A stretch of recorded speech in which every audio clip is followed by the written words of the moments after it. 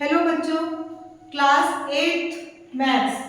आपको मालूम है सीबीएसई क्लास 8 की बुक पूरी चेंज हो चुकी है ना।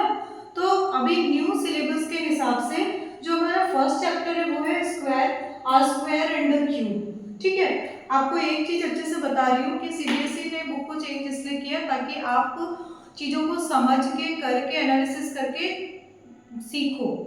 ठीक है, तो कोई भी चैप्टर आप पढ़ रहे हो, किसी भी सम को सॉल्व कर रहे हो तो बेसिक कंसेप्ट जरूरी है।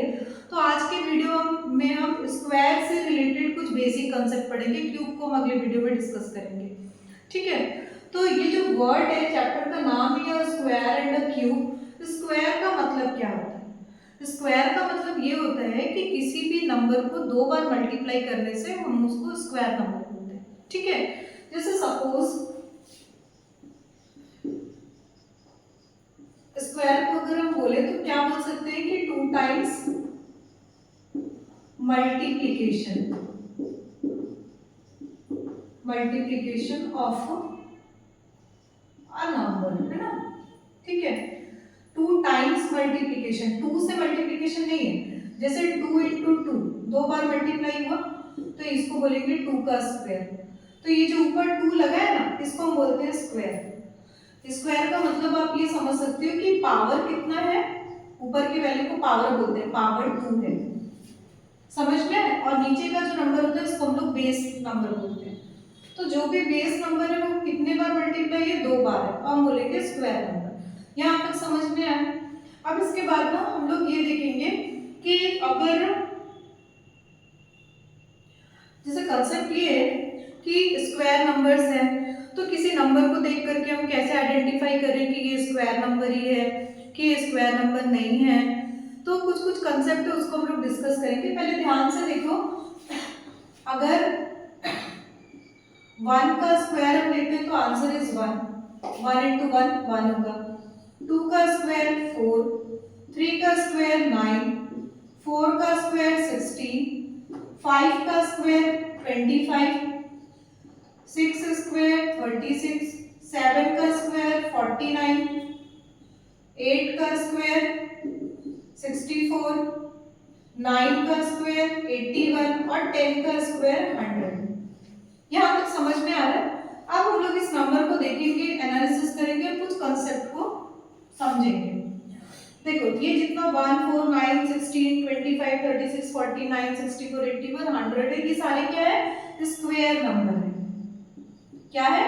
स्क्वायर नंबर है। ठीक है, तो आपको क्या समझ में आया कि अगर कोई भी नंबर स्क्वायर नंबर है तो उसका यूनिट प्लेस क्या होना चाहिए? 1 होना चाहिए। ठीक है, तो हमारे पास एक कंसेप्ट क्या बना, रूल हमारे पास क्या क्या मिल रहा है। पहला पॉइंट हमको ये मिल गया कि परफेक्ट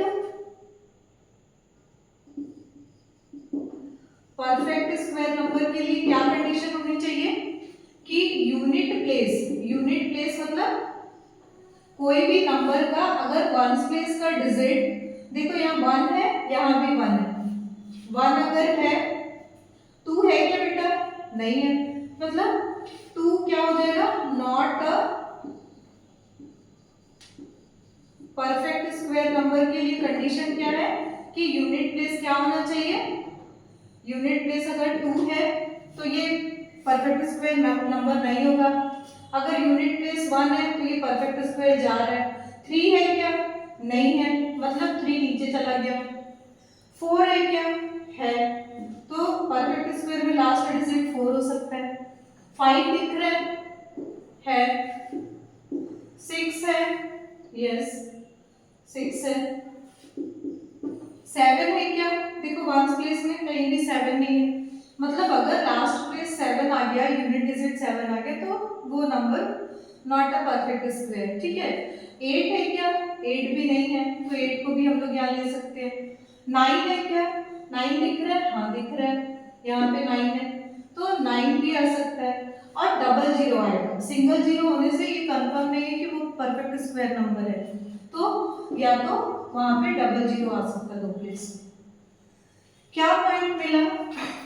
1 से 10 तक के स्क्वायर नंबर को हमने देखा, समझा और ये जाना कि अगर कोई नंबर परफेक्ट स्क्वायर नंबर है तो उसका यूनिट डिजिट 1, 4, 5, 6, 9 और 00 हो सकता है। अगर ऐसा है तो वो परफेक्ट स्क्वायर हो सकता है, ठीक है। और not a perfect square number मतलब परफेक्ट स्क्वायर कब नहीं होगा, अगर उसका लास्ट डिजिट 2, 3, 7 और 8 हो। समझ में आया? यहाँ तक क्लियर हो गया। अब दूसरी चीज और देखो, जैसे यहाँ पे 1 है, 1 क्या है, ऑड नंबर है, तो ऑड नंबर का स्क्वायर 1, 1 का स्क्वायर 1 ही हुआ, 3 का स्क्वायर 9 है, 5 का 25 है। तो आप देखो ध्यान से, ऑड नंबर का स्क्वायर ऑड जा रहा है, ऑड नंबर का स्क्वायर ऑड जा रहा है, दिख रहा है ये। तो एक नया कंसेप्ट हमको क्या मिल गया कि odd number, square of odd number is odd number, ठीक है। फिर उसके बाद वैसे ही सेम, जैसे यहाँ पे इवन नंबर दिख रहा है 2, 2 का स्क्वायर 4, ये भी इवन, ये भी इवन, ये भी इवन, ये भी इवन, ये भी इवन, ठीक। तो क्या कंसेप्ट मिला, fourth point is even number है और अगर हम इसका स्क्वायर कर रहे हैं तो हमको इवन नंबर ही मिलेगा, ठीक है। ये सारे जो छोटे छोटे पॉइंट्स बता रही हूँ ना, ये आपके ऑब्जेक्टिव में आता है, तो ये आपको समझ में आना चाहिए। ये क्लियर हो गया, ठीक। और इसमें क्या चीजें दिख रही है, इसमें तो इतना ही है। नेक्स्ट है, जैसे अगर आपको हाउ मेनी नंबर्स फाइंड करना है between these two square numbers ऐसे दे दिए, तो फिर हम कैसे लिख सकते हैं कि सम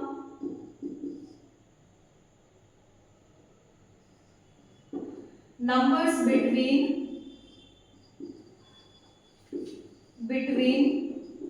two consecutive square numbers, क्या हो जाएगा, कंसेक्यूटिव वर्ड का मतलब है कंटिन्यूअस, ठीक है। जैसे 1 है तो 2, 2 है तो 3, 5 है 6, ऐसे लगातार नंबर्स। तो सपोज अगर मेरे पास नंबर है 5 स्क्वायर और 6 स्क्वायर, अब ये दोनों के बीच में कितने नंबर्स लाई करेंगे, how many numbers lie between. तो इसका फॉर्मूला होता है, जैसे यहाँ पे n+1 का स्क्वायर और n स्क्वायर के बीच के कितने नंबर्स हैं, तो आंसर इज 2n। तो देखो ध्यान से, अगर मैं 6 को यहाँ रख लूँ और 5 को यहाँ रख लूँ, तो 6 मतलब 5+1 हुआ, n+1 हुआ, और ये n मतलब 5, तो हमारा नंबर कितना आएगा 2n। 2n का मतलब 2 और n की वैल्यू हमारी 5 है, तो यहाँ पे 5 मतलब 10 नंबर्स लाई करते हैं between these two consecutive numbers, square of consecutive numbers, ठीक है। इसको हम लोग चेक भी कर सकते हैं, जैसे कैसे चेक करोगे, जैसे 5 का स्क्वायर 25 है, 6 का स्क्वायर 36 है, अभी दोनों के बीच में कितने नंबर आएंगे, ध्यान से देखो, बिटवीन कभी भी वर्ड आता है ना तो ये दोनों को इंक्लूड नहीं करेंगे, तो 26, 27, 28, 29, 30, 31, 32, 33, 34 और 35, ठीक है। काउंट कर लो, 1, 2, 3, 4, 5, 6, 7, 8, 9, 10 नंबर्स आए कि नहीं है। लेकिन इतना अगर हम लिखेंगे तो हमारा बहुत ज्यादा टाइम वेस्ट होगा, और ये सारे क्वेश्चंस ऑब्जेक्टिव में आते हैं, तो आप डायरेक्ट या तो 1, 2 मार्क में आएगा। आपको ये फॉर्मूला पता होना चाहिए कि numbers between two consecutive square numbers is 2n, ठीक है। n आपको पहचानना आना चाहिए, जो छोटा वाला नंबर होगा उसको n ले लेना और उसको डबल कर देना तो नंबर्स आ जाएंगे, ठीक है।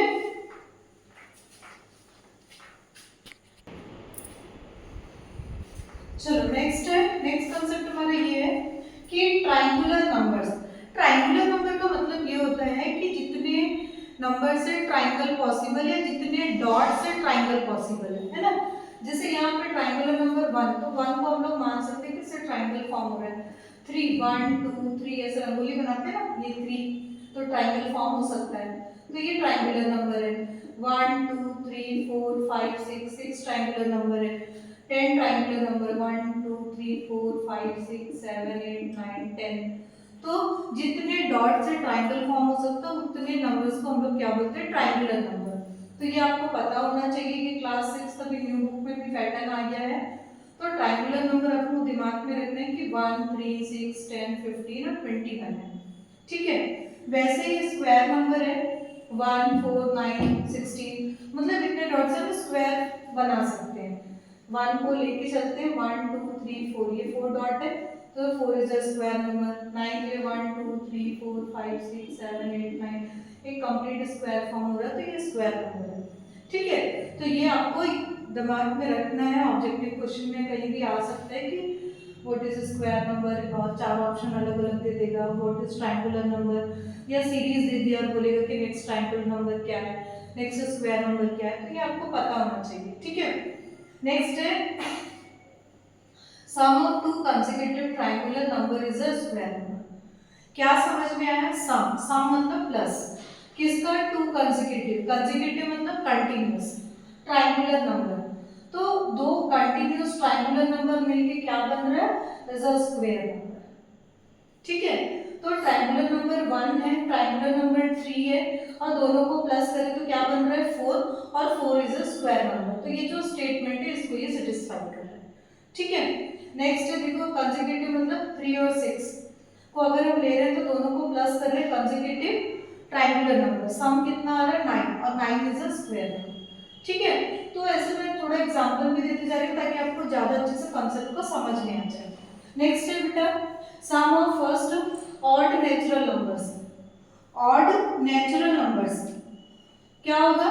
जैसे इसका फॉर्मूला है n स्क्वायर। अब जैसे मैं 1 3 5 7 लिखी तो 1 3 5 7 ये सब क्या है? 1 3 5 7 ऑड नंबर्स है, और कितने ऑड नंबर है? 4, 1 2 3 4, 4 ऑड नंबर है, तो इसका पूरे का सम कितना होगा?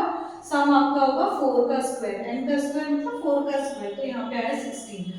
अगर आप इसको जनरल रूल से भी सम करोगे तो 1 + 3 + 5 + 7, तो आंसर ये देखो 8 बना, ये 8 बना 69। लेकिन आपको एग्जाम में ये नहीं करना है। क्यों नहीं करना है?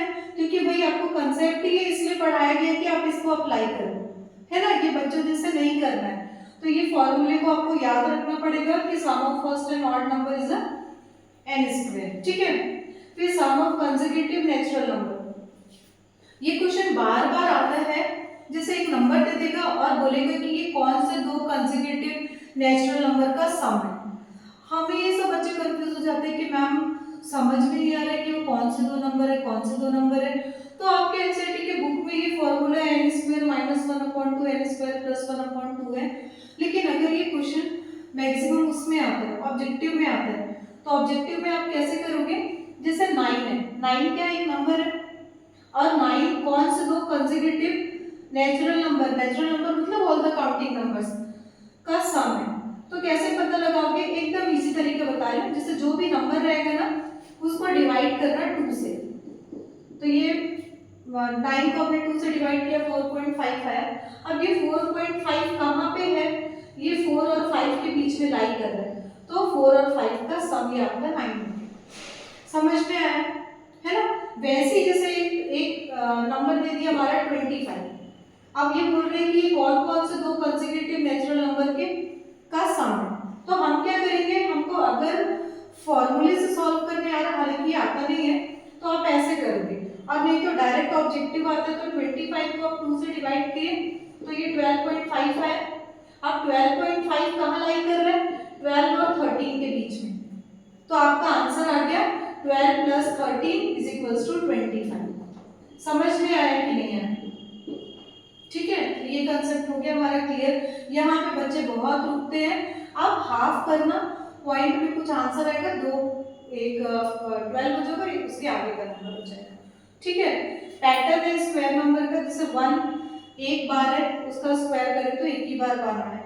अब 11 का स्क्वायर करेंगे तो क्या आएगा? 1 2 1। इसको समझना क्या है? 2 बार 1 है ना, तो 2 बार 1 है तो 1 2 करें, मतलब अपवर्ड गए फिर उसके बाद डाउनवर्ड गए। फिर वैसे ही 1 का स्क्वायर क्या हो जाएगा? 1 2 3 गए, और फिर उसके बाद ये बैकवर्ड जाएंगे 2 1। समझ में? 4 टाइम्स 1 है तो इसका स्क्वायर करेंगे तो 1 2 3 4 पूरा ऐसे जाएंगे अपवर्ड, फिर उसके बाद 4 जहाँ पे आया और फिर 3 2 1। समझ में आ रहा है? तो ये एकदम इजी है, इसको रटना नहीं है। ऐसा क्वेश्चन देखता है बच्चे एकदम मेहनत करने लग जाते हैं, मल्टीप्लाई कर करके देख रहे हैं, टाइम वेस्ट होता है और एकदम परेशान हो जाते हैं। वैसा कुछ भी नहीं, अब जैसे अगर 5 टाइम्स 1 आ गया, 1 2 3 4 5, और इसका स्क्वायर करना, हम क्या करेंगे, 1 2 3 4 5, अपवर्ड में और डाउनवर्ड, 4 3 2 1 इसका आंसर, ये पूरा कंप्लीट आंसर। ठीक है, चलो आज के लिए इतना ही, नेक्स्ट वीडियो में मिलते हैं।